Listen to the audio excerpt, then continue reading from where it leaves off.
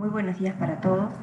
Bueno, en este caso vamos a hablar de las complicaciones de la diabetes mellitus, tanto agudas como crónicas, que son varias, ¿tá? Todas importantes, y a su vez, de lo cual sabemos la importancia de que el buen control metabólico cobra mucha relevancia en el tratamiento de estos pacientes para así evitar la aparición de estas complicaciones tan temidas por todos nosotros y por los pacientes que tienen diabetes.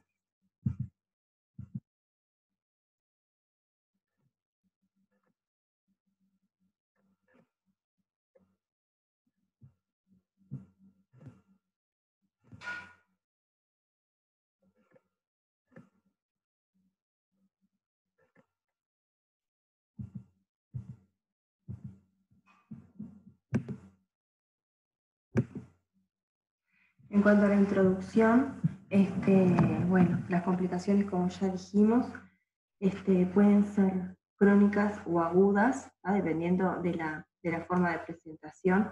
Y bueno, hablaremos primero de las complicaciones crónicas y luego de las complicaciones agudas.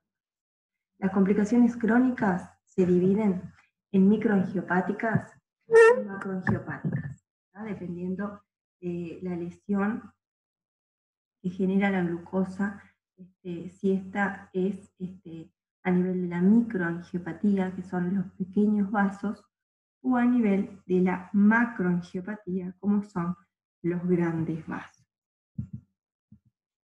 En cuanto a la introducción, las complicaciones crónicas de la diabetes se inician en etapas muy precoces de la enfermedad, incluso en etapas de prediabetes, ya cuando los niveles de la glucemia no son aún diagnósticos de diabetes mellitus, o sea, como ya vieron, niveles mayores de 126 en la glucemia de ayunas, o mayores de 200 en la glucemia 2 horas post carga de 75 gramos de glucosa, o una glicosilada más de 6,5, como son los criterios diagnósticos.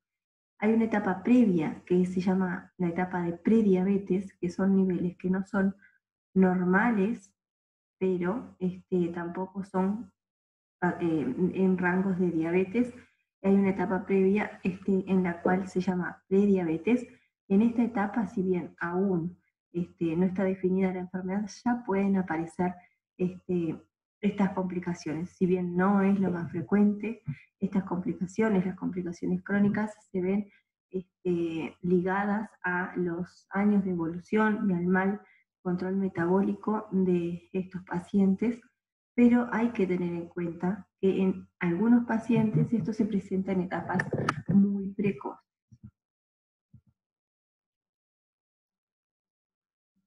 Entonces son el resultado de un entorno proinflamatorio, proangiogénico y protrombótico que determina cambios funcionales y estructurales. Estos además, en los pacientes que tienen diabetes mellitus tipo 2, asocian con frecuencia otras patologías como son la hipertensión, la dislipemia, que son condiciones que contribuyen al desarrollo de las complicaciones crónicas y de riesgo cardiovascular aumentado que tienen estos pacientes. Entonces, la hiperglucemia va a generar directamente o indirectamente, tanto directa como indirectamente, cambios tanto funcionales como estructurales que van a determinar la aparición de estas complicaciones. La forma indirecta es a nivel de la activación de diversas vías metabólicas. Como decíamos, estos cambios ya se pueden ver, estas complicaciones ya se pueden ver en etapas de prediabetes, si bien no es lo más frecuente, pero hay que tenerlo en cuenta. Las vías que se activan son la vía del poliol, la activación de la proteína C quinasa, la producción de productos avanzados de la glicosilación, el estrés oxidativo, y esto todo va a generar un ambiente molecular proinflamatorio, proangiogénico y protrombótico, que es lo que va a determinar la aparición de estas complicaciones. Entonces se clasifican como microangiopatía, que es por la lesión de pequeños vasos, y la macroangiopatía, que es por el compromiso o lesión, por decirlo de alguna forma, de grandes vasos. La microangiopatía va a comprender la retinopatía diabética, la nefropatía diabética y la neuropatía diabética. Y la macroangiopatía va a determinar la aparición o va a ayudar en la aparición de la cardiopatía isquémica, enfermedad cerebrovascular y la arteriopatía obstructiva crónica de miembros inferiores. Las complicaciones microangiopáticas vamos a hablar ahora. Las complicaciones microangiopáticas eran aquellas de pequeños vasos, que dijimos que estaba la retinopatía, la nefropatía y la retinopatía, la nefropatía y la polineuropatía diabética. Entonces, va a existir una formación de microaneurismas a nivel de la retinopatía diabética, que es lo que estamos hablando ahora. Va a haber una formación de microaneurismas capilares, la permeabilidad vascular es excesiva, hay oclusión vascular, proliferación de nuevos vasos y tejido fibroso en la superficie de la retina y el disco óptico, y con la contracción de esa proliferación fibrovascular y del vidrio. ¿Qué pasa en estos pacientes? Lo que sucede es que existe como exudados, rotura, pequeños microaneurismas que después pueden sangrar con hemorragias. Eso es lo característico en estos pacientes. El screening se va a hacer, como van a ver en casi todos los casos de la microangiopatía, a los 5 años luego del diagnóstico de la diabetes 1 y desde el momento del diagnóstico de los pacientes con diabetes 2. Esto es debido a que desde el momento del diagnóstico de los pacientes con diabetes 2 ya puede existir, por lo general, retinopatía y se realiza el screening en ese momento y luego de forma anual. En los pacientes que tienen diabetes 1, recién a los 5 años es que comenzamos con el screening anual de control con oftalmólogo, y bien, si tiene algún síntoma o algo que nos haga sospechar de que debemos hacer el control antes, se realiza, obviamente, en pacientes asintomáticos, en eso sí, en los que con diabetes 1, recién a los 5 años del diagnóstico, comenzamos con el screening de retinopatía diabética. En las mujeres que quieren embarazarse, obviamente debemos de, antes de la gestación, valorar la retinopatía, dado que en el embarazo puede empeorar la misma y en general se recomienda, luego de que se comienza el screening, hacerlo una vez al año. La retinopatía, entonces, lo más importante es la prevención y, bueno, el control de la glucemia es de las cosas más importantes en estos casos, como ya vimos que era parte de la etiopatogenia. El tratamiento va a depender si es una retinopatía no proliferativa o proliferativa. En la no proliferativa es control y el tratamiento de la hiperglucemia, y en la proliferativa es que lo que debemos hacer es la fotocoagulación. Lo que sí es importante es que en estos casos no vamos a poder mejorar la agudeza visual en muchos de los casos. Sí vamos a poder detener que progrese la retinopatía y así la prevención de los sangrados, las hemorragias vítreas y otras complicaciones que podrían empeorar aún más pacientes que ya tienen la retinopatía. Y el tratamiento, bueno, como dijimos, el control metabólico, y recién cuando tienen edema macular en la no proliferativa, tienen indicación de fotocoagulación, y en la proliferativa sí tienen indicación de fotocoagulación. Los objetivos es esto que hablábamos, es estabilizar la glicemia, pero no así mejorar la agudeza visual, sino que prevenir que empeore y sí empeorar la agudeza visual. Esto es lo que tiene de complejo el tema de las complicaciones de la diabetes, es que cuando aparecen por lo general no tienen posibilidad de revertirse. Y como es una enfermedad indolente, el paciente hasta que no tiene estas complicaciones a veces no toma conciencia y no mejora el control metabólico. Pero una vez que aparecen estas complicaciones se pueden paliar, pero por lo general nunca se puede hacer un tratamiento que pueda revertir esta complicación que llevó tantos años en instalarse. Bueno, ahora la nefropatía diabética. Como ustedes saben, el riñón es otro de los elementos que se alteran a nivel en los pacientes que presentan diabetes. La nefropatía diabética es la principal causa de enfermedad renal crónica que requiere ingreso a diálisis, ¿tá? En los países desarrollados. Hasta el 30% de los pacientes con diabetes tienen enfermedad renal crónica de grado importante, moderado a severo. Que eso es cuando uno tiene el filtrado glomerular menor de 60. Y además, el tener una nefropatía diabética ya se considera un factor de riesgo para enfermedad cardiovascular. La nefropatía diabética se define como el aumento de la excreción urinaria de albúmina con disminución de la función renal. O sea, ambas cosas las buscamos y por lo general están presentes en los pacientes que tienen nefropatía diabética. La albuminuria es el indicador más importante, aunque existen pacientes que tienen nefropatía diabética y no tienen albuminuria, pero si bien por lo general sí se acompaña de albuminuria. Y bueno, y estos que se presentan solo con una disminución del filtrado glomerular. Por lo general, la retinopatía diabética típicamente precede a la nefropatía diabética, por lo que la presencia de proteinuria y retinopatía apoya de manera importante el diagnóstico de nefropatía diabética más que de enfermedad renal no diabética. Esto es cuando un paciente debuta con una enfermedad renal, si es diabético, no por ser diabético, pues, va a ser siempre nefropatía diabética, ¿no? Porque tiene todo su derecho a tener otra etiología de nefropatía. Pero sí, si ya tiene retinopatía, es muy sugestivo de que esta nefropatía sea causada por su diabetes.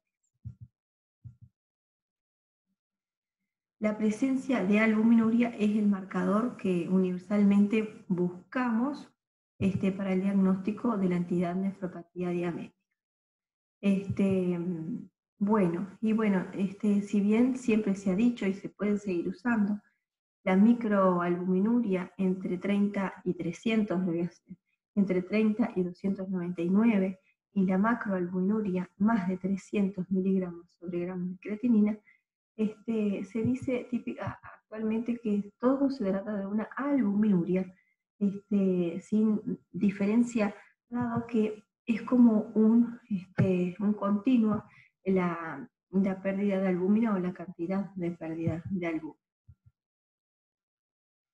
Al igual que ocurre con el desarrollo de la retinopatía diabética, cuando es que la albuminuria se desarrolla generalmente luego de pasados los primeros 5 a 10 años en los diabéticos tipo 1, luego de ese tiempo de diagnóstico, mientras que en la diabetes 2 puede estar presente al momento del diagnóstico. Por esto el screening lo vamos a hacer con albúmina y creatinina, ¿no? Con albuminuria, microalbuminuria y creatinina en los pacientes con diabetes 2 desde el diagnóstico y con diabetes 1 desde los 5 años del diagnóstico. Es lo que estábamos hablando. Para realizar la detección de nefropatía son esas dos cosas, la creatinina y la microalbuminuria en estos tiempos según es tipo 1 o tipo 2. Obviamente que si se trata de un paciente con síntomas o un paciente con diabetes 1 con mal control metabólico, vamos a comenzar a valorar la aparición de estas complicaciones mucho antes de los 5 años, como es clásico en los pacientes que sí no tienen síntomas. Con una albuminuria alterada no es suficiente, debe de hacerse una segunda albuminuria de confirmación y el resultado negativo inicial hace que eso lo pueda después seguir anualmente con también lo mismo, microalbuminuria anual. Siempre debe ser en forma combinada, que se pida la albúmina, la albuminuria y la creatinina, ¿tá? Para sacar las conclusiones. Algunos pacientes con diabetes mellitus tipo 1 y tipo 2 presentan una disminución de la función renal en ausencia de la excreción aumentada de albúmina por la orina. Y bueno, dice que es necesario el cribado de ambos de manera independiente por esto mismo. Entonces, esto es lo que ya habíamos visto, que según el rango se dice micro o macroalbuminuria, o si es normal, cuando es menos de 30, el cociente albúmina creatinina. Es lo mismo en números, ¿no? Que la albúmina en orina de 24 horas, miligramos sobre 24 horas. Se puede hacer una medición de microalbuminuria aislada en primera hora de la mañana. No necesitamos tener de 24 horas para hacer el screening. Y acá está el deterioro de la función renal dependiendo del filtrado glomerular, que va a tener un daño más grave o menos grave, dependiendo, como siempre, del filtrado glomerular. Bueno, lo que hablábamos, ambas cosas, la dimensión de albúmina y creatinina, y que los medidores son los clásicos conocidos para la fórmula del filtrado glomerular, CKP de EPI, y de la modificación of diet in renal disease. Bueno, se debe realizar una rápida derivación al nefrólogo ¿en quién? En los que no está clara, obviamente, ¿tá? Porque puede tener otro tipo de nefropatía que por ser diabético no te exime de tener otra etiología de nefropatía. O cuando haya dificultad de manejo. Acá en Uruguay existe un programa de prevención renal, que en realidad derivamos a todos los pacientes con nefropatía diabética para un tratamiento preventivo desde el inicio, y bueno, un seguimiento conjunto con los nefrólogos en todos los pacientes que tengan nefropatía diabética. Bueno, obviamente que en estos casos va a ser de manejo del nefrólogo, pero en nuestros casos los derivamos en forma precoz para el manejo conjunto para evitar la progresión de la nefropatía. La neuropatía diabética, el diagnóstico es de exclusión, ya que es lo mismo, por ser diabéticos también pueden tener otras etiologías de diabetes, otras etiologías de neuropatía. Y bueno, la polineuropatía diabética es la forma más frecuente de neuropatía en el mundo occidental. Y aproximadamente el 50% de los pacientes con diabetes mellitus desarrollará la neuropatía, y muchos, o sea, el 50% son asintomáticos. Esto es muy importante porque la neuropatía diabética es una de las complicaciones más frecuentes, si no la más frecuente. Dependiendo de la literatura, pero por lo general es descrita como la más frecuente de todas las complicaciones crónicas de la diabetes. Bueno, es de alta prevalencia y es una de las complicaciones determinantes de la aparición de úlceras, infecciones a repetición en las extremidades inferiores y amputaciones, que esta es una de las partes que está en la génesis de la aparición del pie diabético. Que el pie diabético va a aparecer por la polineuropatía infección y la vasculopatía, todo junto genera a nivel del pie malformaciones e infecciones, dificultades de perfusión que generan la dificultad en la mejoría de las infecciones de los pies de estos pacientes, a su vez que son muy importantes y son los que generan la aparición del pie diabético.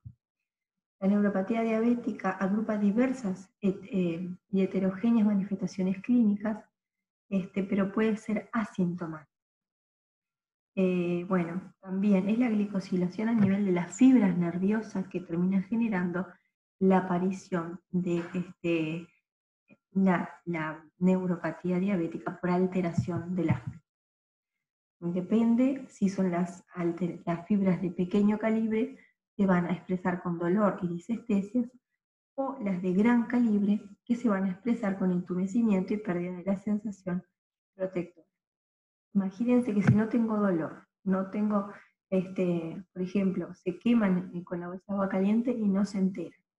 Por eso es tan importante en estos pacientes hacer toda una prevención de los cuidados de los pies, tanto con el calzado, que no estén descalzos, que no caminen descalzos por la playa, por ejemplo, que no usen bolsa de agua caliente, porque al no sentir se pueden lesionar severamente y no darse cuenta. Esta es la polineuropatía, son varias. Esta es la polineuropatía más frecuente, que es la distal y simétrica, que es en calcetín. Por eso cuando hacemos el examen de pies, lo que hacemos es valorar si no tiene un nivel sensitivo en ambos pies, ¿no? Que hasta un sector de la pierna no sienten y de ahí para arriba sí sienten. A nivel distal y simétrico no sienten, es como si tuvieran un calcetín puesto en donde no sienten. ¿Me explico? Por eso se llama esta neuropatía en guante en las manos y un calcetín en los pies, las piernas y pies. ¿Ah? Y es la forma más frecuente. Otras formas de polineuropatía, que las vamos a solo mencionar, las polirradiculopatías, pero hay que mencionarlas porque también pueden ser presentes y hay que pensar que son de etiología diabética. Las mononeuropatías, la mononeuropatía múltiple y la neuropatía autonómica. Esta es muy importante por lo que complica a los pacientes debido a sus síntomas.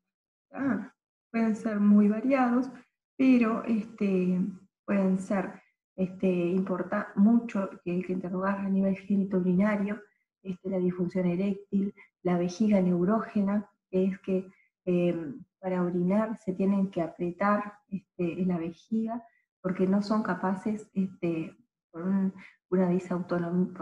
afectación disautonómica, de eliminar toda la orina. Entonces se aprietan a nivel de la vejiga para poder terminar de orinar. Gastrointestinales, gastroparesia, así también pueden llegar a tener diarreas. A nivel cardiovascular pueden tener taquicardia de reposo o hipotensión ortostática. Por lo general se ve esto en estados severos de la diabetes. Y la inducida por tratamiento, cuando alguien tiene mal control por mucho tiempo y comienza, por ejemplo, con insulina para mejorar el control, el pasaje de mal control a buen control puede generar la aparición de una polineuropatía, pero esa con el tiempo se va. Es importante tranquilizar a los pacientes de que esto es transitorio, y que, bueno, que no se desanimen en estar con buen control, que esto después revierte. Entonces va a depender de la magnitud y la duración de la hiperglucemia, que es el factor de riesgo para el desarrollo de la neuropatía diabética. A su vez, esto como se asocia con dislipemia, hipertensión, tabaquismo, también son factores que hacen que esto aparezca y empeore. En cuanto a la prevención, va a ser sobre todo optimizar un buen control glucémico para prevenir o retrasar el desarrollo de la neuropatía diabética en pacientes con diabetes 1 y para enlentecer la progresión de la misma en pacientes con diabetes 2. esto es lo mismo que remarcábamos. Cuando aparecen las complicaciones, muchas ya no son reversibles en cuanto a que aparecieron y podemos revertir, porque como es una enfermedad que no da síntomas, uno no siente nada y puede estar con una glucemia de 300 años, 10 años, y no pasa nada. Es recién a los 10 años que empiezan a aparecer estas cosas, 5 o 10 años, por ejemplo, digo, empiezan a aparecer estas cosas, y es cuando el paciente toma conciencia de que es diabético, de que se tiene que cuidar para que no aparezcan, y bueno, pero cuando aparecen se pueden tratar, paliar, pero la progresión y la lesión que generó la glucosa en forma crónica, que llegó a la aparición de estas complicaciones, no se puede revertir. Entonces es importante desde la prediabetes y las primeras etapas de diabetes ya prevenir que estén con buen control para que esto no suceda. No asustarlos porque tampoco es la idea, pero sí que sean conscientes de que esto es así. La diabetes no da síntomas hasta que cuando aparecen las complicaciones no tienen marcha atrás, sino tratamientos, paliarlo y sí mejorar la glucemia para evitar que esto progrese. Bueno, a lo que decíamos, en la neuropatía diabética es con el examen físico, ¿tá? No es que tengamos análisis paraclínicos como para valorarlo, es el examen físico. En algunos casos especiales pueden ser necesarios los estudios electrofisiológicos, pero el examen físico, la valoración de los pies con el diapasón, valoración de los distintos tipos de sensibilidad, eso es lo que hace que con el monofilamento, ver con el cribado clínico anual si tiene o no polineuropatía diabética. Y el tratamiento van a ser los antiepiléticos, pregabalina, gabapentina, los antidepresivos. Muchas veces se necesita combinación de ellos cuando el dolor es importante. Y otros fármacos. El algoritmo de tratamiento, si bien va cambiando, pero generalmente son los mismos fármacos, se necesita combinación de fármacos con diferente efecto. Se recomienda gabapentina o pregabalina, antidepresivos, venlafaxina, duloxetina, como tratamientos de primera línea. Bueno, ahora pasamos a las complicaciones macroangiopáticas. Las complicaciones de la macroangiopatía son las de los grandes vasos. ¿tá? En estas lo que tenemos entonces es la cardiopatía isquémica a nivel del corazón, la enfermedad cerebrovascular a nivel cerebral y a nivel de los miembros inferiores, la arteriopatía obstructiva crónica de miembros inferiores. ¿Qué pasa? La enfermedad cardiovascular no es igual en los diabéticos que en los no diabéticos, ¿tá? Es mucho peor. La mortalidad y la morbilidad son mucho mayores en los pacientes con diabetes, que tienen un riesgo de edema agudo del pulmón 3 veces mayor, un riesgo de cardiopatía isquémica y ACV 2 veces mayor, y esto genera unos importantes gastos en salud, y por esto también se necesita un abordaje multifactorial para reducir las complicaciones a largo plazo. El incremento del riesgo de enfermedad cardiovascular en la diabetes se debe fundamentalmente a dos circunstancias. En la diabetes 2 también porque asocian otros factores de riesgo metabólico. Sumado a esto a la hiperglucemia crónica, que esta se ve tanto en diabetes 1 como en diabetes 2. Debemos considerar siempre, y muy importante, que la diabetes ya se considera como un factor de riesgo cardiovascular independiente, o sea, independiente quiere decir que ya marca un riesgo cardiovascular elevado. ¿tá?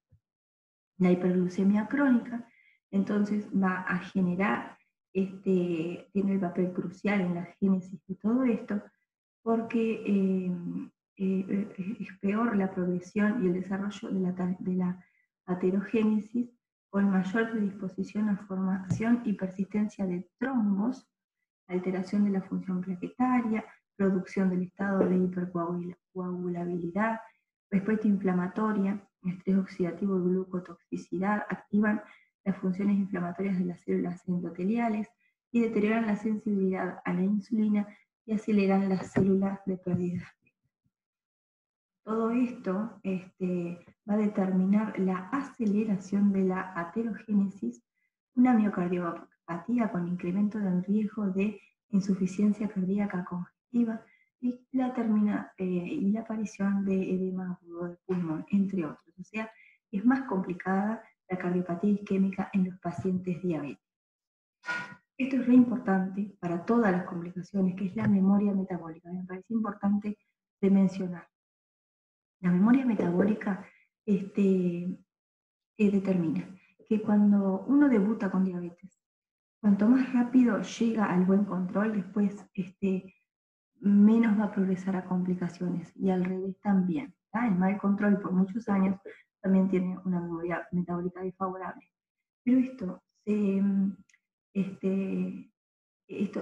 lo más importante es alcanzar un buen control lo antes posible para prevenir la aparición de las complicaciones crónicas, dado que tenemos eso que se llama una memoria metabólica. Después del debut es re importante lo antes posible tener un buen control. ¿Ah? La dislipemia diabética también tiene sus características porque es más aterogénica. ¿Ah? ¿Por qué? Porque tienen partículas, aumento de los triglicéridos, descenso del HDL, que sabemos que eso es más heterogénico. La composición de los LDL es tal que son partículas pequeñas y densas que son más aterogénicas. Y bueno, y tienen un aumento de la lipemia postprandial. Bueno, la ateromatosis en la diabetes es de inicio más temprano, una evolución más agresiva y una afectación especialmente a mujeres, o sea, se equilibra entre hombres y mujeres, que siempre la cardiopatía isquémica es más frecuente en hombres. Bueno, si sos mujer diabética, esto no es tan así, porque ya es tanto el riesgo por ser diabética que se equipara entre mujeres y hombres.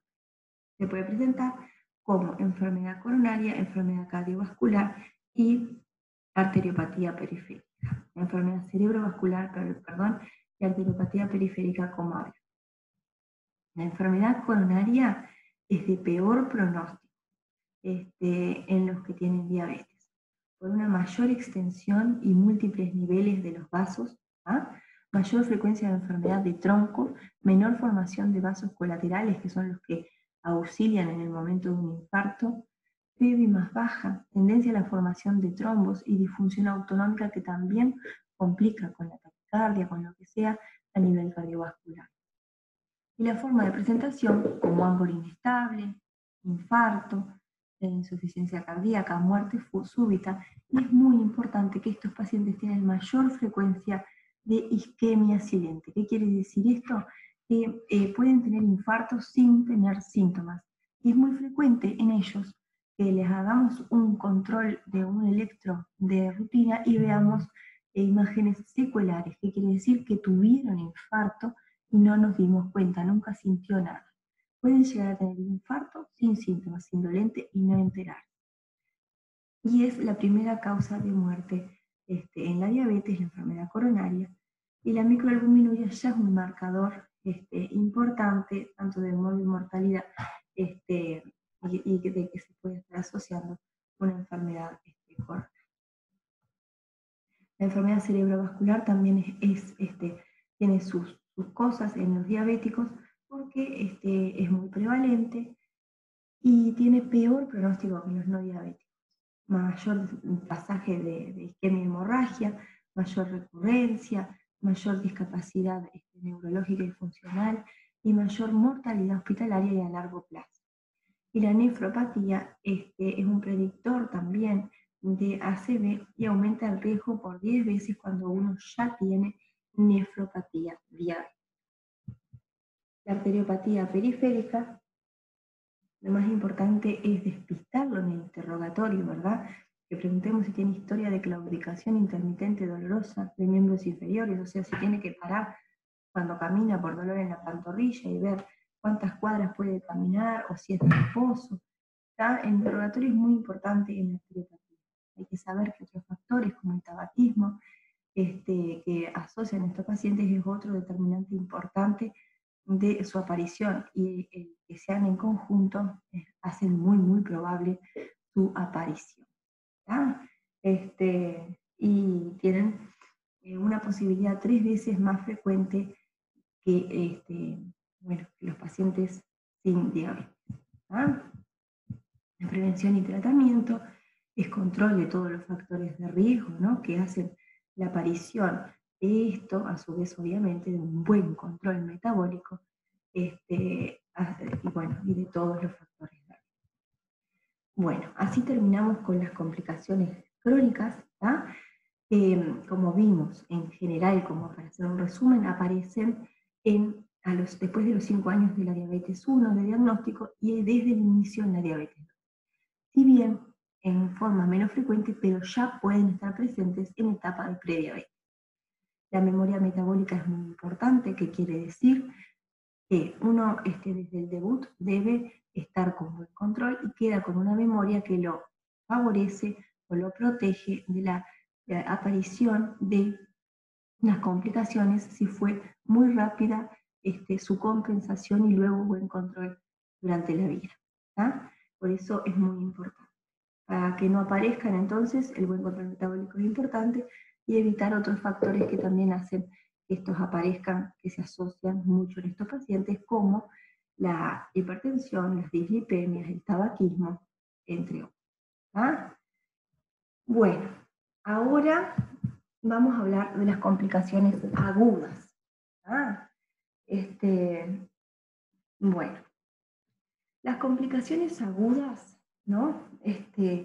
Obviamente que son de las que aparecen en forma rápida, también están relacionadas con un mal control metabólico y ellas son la cetoacidosis diabética, el estado hiperosmolar no cetóxico y la hipoglucemia. ¿tá? Las dos primeras son complicaciones hiperglucémicas y la última hipoglucémica, obvio.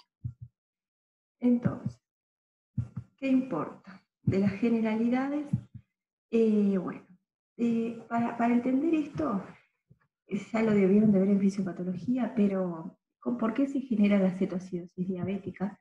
Existe mal control, ¿no? Una hiperglucemia, que esto termina generando la aparición de, a nivel de los lípidos, una lipólisis, la aparición de cuerpos cetónicos. Estos hacen que tengamos acidosis. La acidosis a nivel el digestivo, lo que hace que tengamos intolerancia digestiva, ¿no?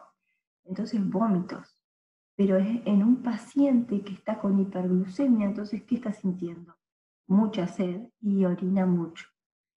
¿Qué pasa? No se hidrata. ¿Qué pasa entonces? Se termina deshidratando. ¿tá?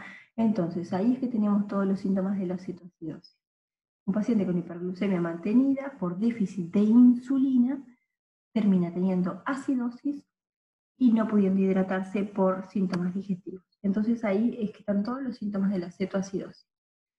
Los síntomas urinarios, o sea, orina y tiene mucha sed, polilodipsia, síntomas de acidosis, que son la respiración de Kussmaul, que quiere decir que respiran cortito y con una frecuencia aumentada, aliento cetónico, porque los cuerpos cetónicos también se van al pulmón, ¿tá? Que es bien característico, y bueno, y no toleran la vía oral, no se hidratan, y ahí es que están también deshidratados. Es un cuadro grave que en el peor de los casos llega a deterioro de la conciencia y bueno,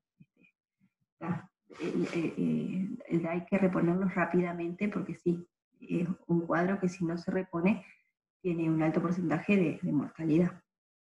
Bueno, pero hay dos entidades, ¿no? La cetoacidosis, esa que relaté, y el estado hiperosmolar no cetóxico es un estado en el cual se ve, la cetoacidosis se ve sobre todo en los pacientes más jóvenes, ¿tá?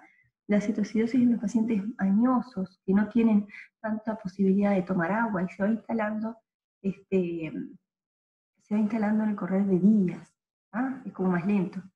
¿Y qué pasa? La hiperglucemia llega a niveles más altos, son viejitos que no toman casi agua, que no tienen acceso, que están en una casa de salud, por ejemplo, o que el mismo deterioro de conciencia que van teniendo no, hace que no se hidraten, entonces tienen una hiperosmolaridad, porque no se hidrata. ¿Y qué pasa? Por eso se llama estado hiperosmolar no cetóxico. En este vamos a tener una hiperosmolaridad, una glicemia más alta, y bueno, la acidosis es lo que no está presente. ¿Ah? Si bien es una gama de lo mismo, o sea, por eso también no es que hay muchas veces que es difícil de diferenciar uno del otro. Lo que importa es que según los parámetros clínicos y paraclínicos que tenga el paciente, actuemos y lo tratemos. ¿Ah? Bueno, esto es decir, las diferencias, la cetoacidosis es mucho más frecuente que el estado hiperosmolar no cetóxico. El estado hiperosmolar no cetóxico tiene una mayor mortalidad. Como dijimos, la cetoacidosis se ve más en la diabetes 1, incluso puede ser una forma de los de Gut, ¿ah? Y el estado hiperosmolar no cetóxico se ve mayormente en pacientes más ancianos, y en diabetes 2, si bien esto no es categórico y exclusivo, es como que se ve más frecuentemente.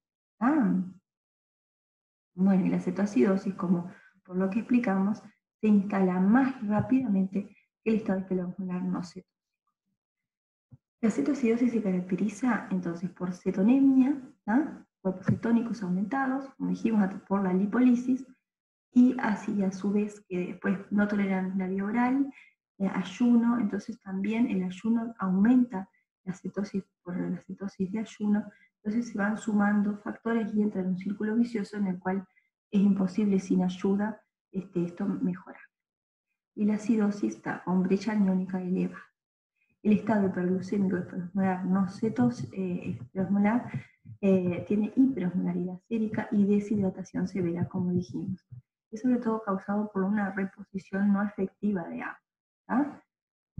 Que se ve sobre todo en los viejitos, en los pacientes de mayor edad.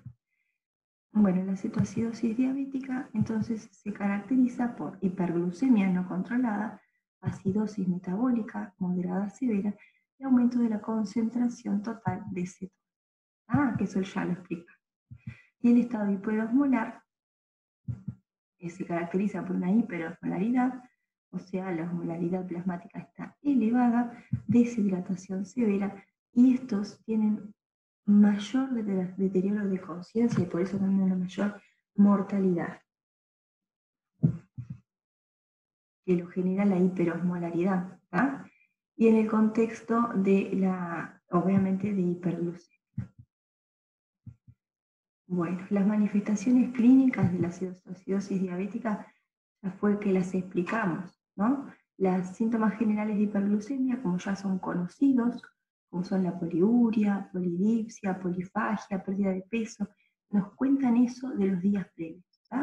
De una semana previo estaba con estos síntomas el paciente. Después, en el día ese del ingreso o el día anterior, ya empiezan los síntomas de cetoacidosis, que como dijimos son la respiración de Kussmaul, el aliento cetónico, y bueno, hay síntomas de deshidratación, ¿tá? A su vez, o sea, en el examen físico vamos a encontrar que están deshidratados.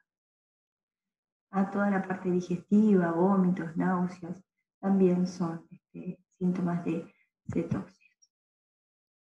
Las manifestaciones clínicas del estado hiperosmolar no cetóxico, su presentación es más lenta y ocurriendo en días y semanas, los pacientes presentan una contracción de volumen de fluido extracelular más profunda con una alteración severa del nivel de conciencia.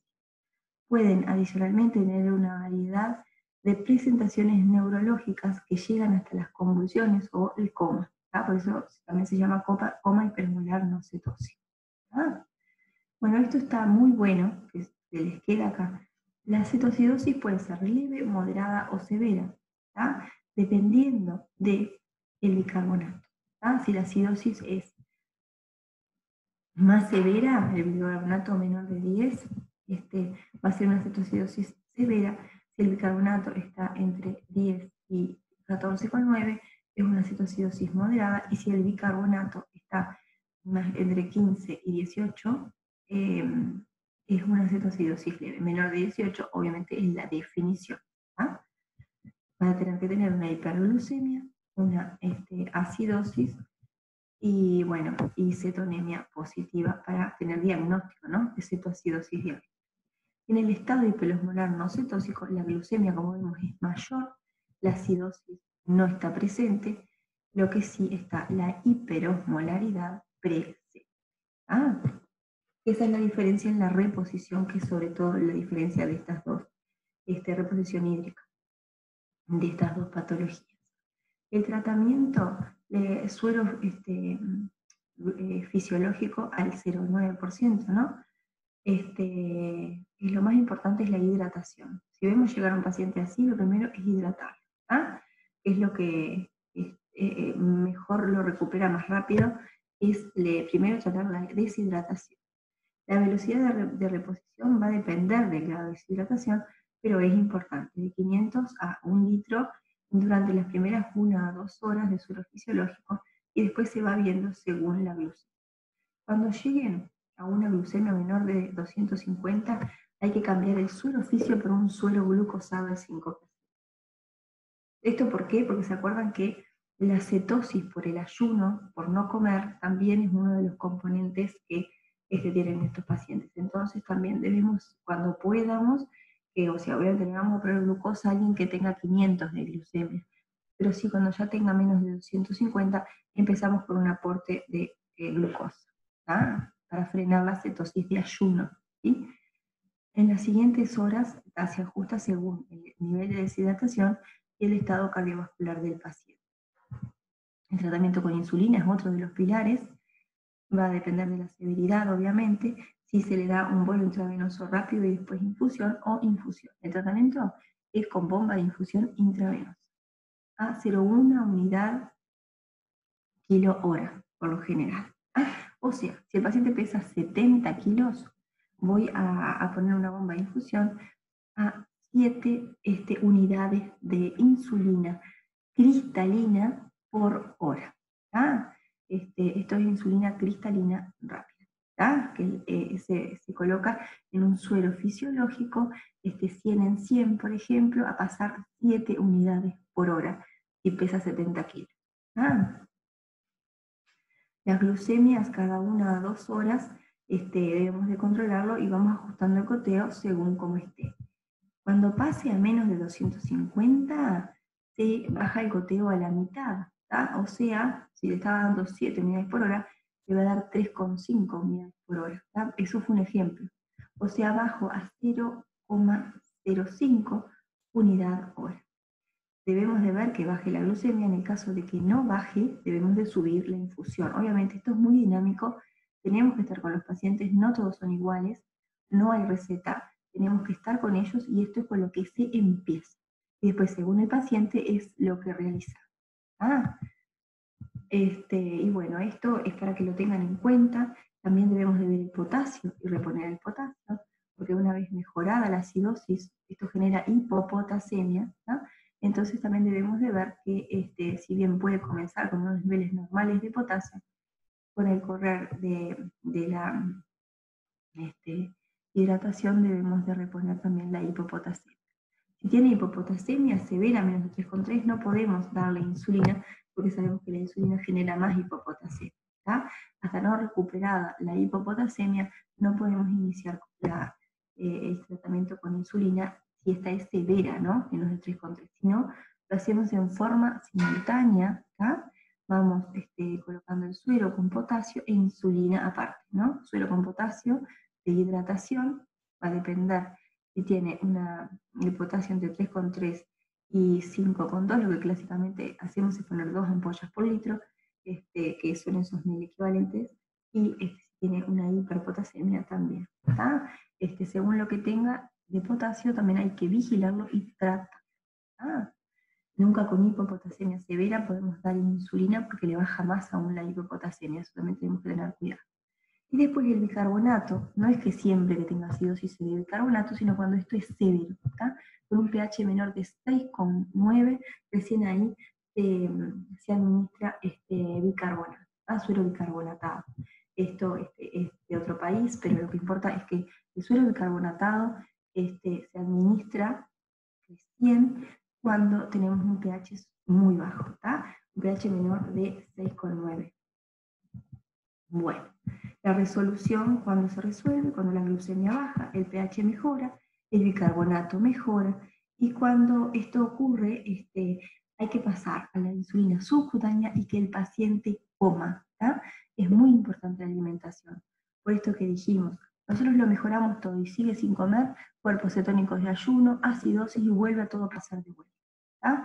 Entonces es importante que el paciente coma, ¿tá? Cuando uno pasa del tratamiento intravenoso a subcutáneo, hay que hacer una superposición de 2 horas. ¿Qué quiere decir eso? Que por 2 horas mantengo la bomba desde que puse la NPH, porque la NPH empieza a actuar a las 2 horas. Calculo según lo que requirió de bomba, de insulina en la bomba, calculo la dosis de NPH que le voy a poner subcutánea, que por lo general es un 75% de lo que recibió, y lo voy a dividir en basal, bolo, pero todo va a depender mucho del paciente. Esto lo estoy mencionando en términos generales. La diferencia en el estado hiperosmolar no cetósico es que tiene hiperosmolaridad. Entonces pueden ser necesarios sueros que mejoren la hiperosmolaridad, o sea, sueros hipotónicos. Que existen sueros al 0,45% sin dextrosa. Eso es lo que más deben de llevarse, que debemos de dar un suero especial, o sea, que es la mitad, ¿no? No el 0,9%, o sea, el suero glicémico común, sino uno que haga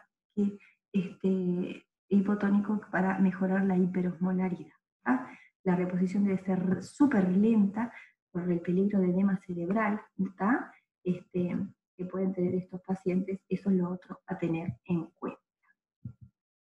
Bueno, y las complicaciones, que esto recaiga, si no salgo del círculo vicioso fisiopatológico que mencionamos, no le doy suficiente insulina, no comió, la hidratación es inadecuada, que nos pasemos para el otro lado con hipoglucemia, la hipopotasemia, como mencionamos, hay que siempre estar vigilando el potasio, entonces gasometría y potasio de control, siempre en el control clínico de ese momento. Y el edema cerebral por reposición hídrica muy acelerada.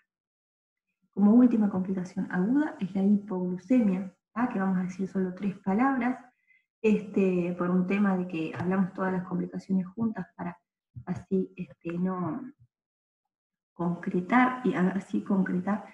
Y bueno, la definición en el paciente diabético es cuando tiene una glucemia capilar menor de 70. En el no diabético esto no es así, es menor de 50.